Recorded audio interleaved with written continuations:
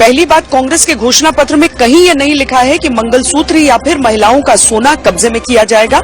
दूसरी बात, कहीं नहीं लिखा कि मुस्लिमों को संपत्ति बांटकर दे दी जाएगी। तीसरी बात, घोषणा पत्र में कहीं नहीं लिखा कि शरिया कानून लागू होगा। चौथी बात, कहीं नहीं लिखा कि जिसके पास 2 घर हैं उसमें से एक घर उससे लेकर किसी और को दे दिया जाएगा। पांचवी बात, ये भी कहीं नहीं लिखा कि जिसके पास 2 कार हैं उनमें से एक कार को लेकर किसी और को दे दिया जाएगा। नमस्कार साथियों, मैं आपका दोस्त अशफाक अहमद और आप देख रहे हैं देशभक्त चैनल।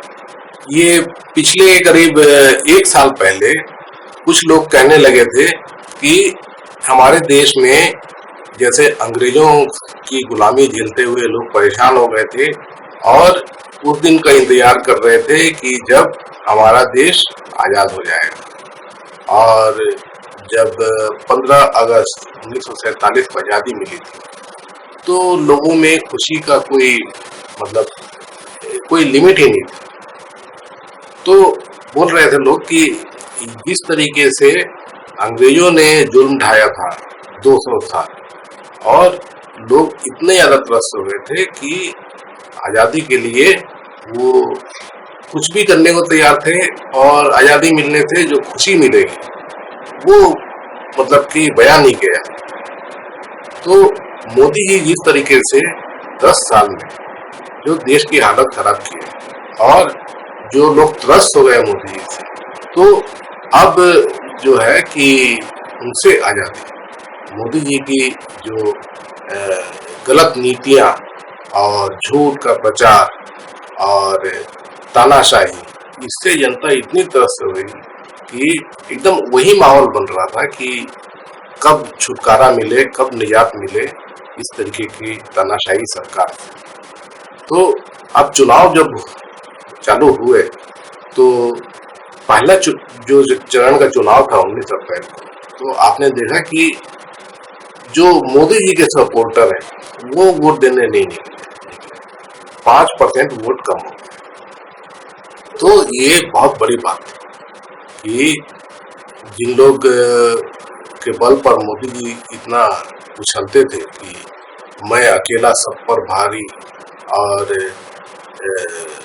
कोई है ही नहीं मेरे सामने, कोई मुकाबले में ही नहीं है, तो उसकी हवा निकल गई। अब जब दूसरा चरण हुआ तो दूसरे चरण में तो 10% वोट कम हो गए मोदी जी के, तो एकदम से मोदी जी की हवा निकल गई। अब कि कुछ बचा ही नहीं है सोचने के लिए कि मोदी जी आ रहे हैं कि नहीं आ रहे हैं। एकदम साफ दिख रहा है कि अब मोदी जी चले गए। अब 5 चरण के चुनाव अभी भी बचा हुआ है, लेकिन परिणाम समझ लीजिए कि आ चुका है। अभी क्या होने वाला है ये 5 चरण में, वो भी आप समझ सकते हैं। हर चरण में मोदी जी का वोट जो है वो घटेगा और जो विपक्ष है उसका वोट बढ़ेगा। तो ये पूरा माहौल दिख रहा है और इस माहौल के तहत अभी जो मोदी जी जो है एकदम बौखला गए। तो पहले तो 19 अप्रैल को जो रिजल्ट आया है, कि जो मालूम चला कि 5% मोदी जी के वोट कम हो गए, तो 20 तारीख से मोदी जी ने फिर हिंदू मुसलमान करना चालू कर दिया बहुत बड़े लेवल पर। और कांग्रेस का जो मैनिफेस्टो है तो उसको बदनाम करने के लिए कि ये तो मुस्लिम लीग का मैनिफेस्टो है, मुसलमानों को सब दे देंगे, इस तरह का बात करना चालू किया। और जब दूसरा चरण का जब चुनाव हुआ, मालूम चला कि 10% वोट कम हो गए। अब तो मोदी जी एकदम छटपटा गए, बौखला गए। तो अब कुछ भी बयान दे रहे हैं, कुछ भी एकदम कि हिंदू मुसलमान के अलावा कुछ भी बयान दे रहे हैं कि कांग्रेस वाले आ जाएंगे तो कानून बना देंगे। और ये तो जो संपत्ति का जो ये टैक्स, संपत्ति जो होती है कि अधिकार मिलता है कि माँ बाप का जो संपत्ति होता है वो उनके बच्चों को मिलता है, तो इस पे कई जगह टैक्स लगता है ना, कई देशों में। तो उसको बोलते हैं इनहेरिटेंस टैक्स, या हिंदी में बोले तो जो वारिस होते हैं, जो विरासत टैक्स। तो मोदी जी बोलने लगे कि इस कांग्रेस विरासत टैक्स लगा देगी और आपकी संपत्ति छीन लेगी, मतलब हिंदुओं की और मुसलमानों को दे देगी। और फिर दूसरे दिन दूसरा बात ये बोलते हैं कि राजीव गांधी को इंदिरा गांधी की संपत्ति में टैक्स ना देना पड़े तो कानूनी बना दिया था, और उसके पहले हमारे देश में भी जो विरासत टैक्स लगता था उसको खत्म कर दिया था। दोनों बात बोल रहे हैं मोदी जी कि कांग्रेस ने विरासत टैक्स खत्म कर दिया, अब बोलते हैं कि विरासत टैक्स लगा देंगे। तो कौन सी बात सही है मोदी जी की? तो एकदम कुछ भी बयान दे रहे हैं।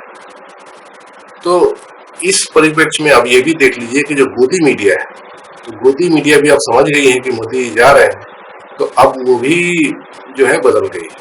अब मोदी जी सवाल उठा रही।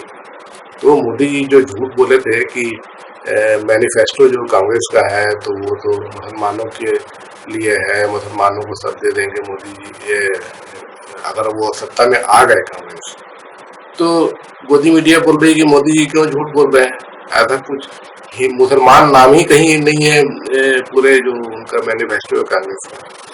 तो इस तरह का झूठ, एकदम सरासर झूठ बोलना, और उसको गोदी मीडिया पर्दाफाश कर रही है।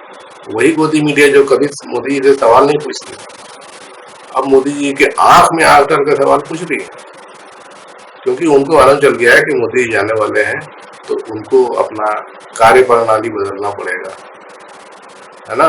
अभी तक मोदी जी के टुकड़ों पे पलते थे, अब मोदी जी जा रहे हैं तो मोदी जी का तो जो पैसा आता था मोदी जी के पास वो नहीं मिलेगा, तो इसीलिए इनको बदलना है, इनको इनकी मजबूरी है, तो वही कर रहे हैं।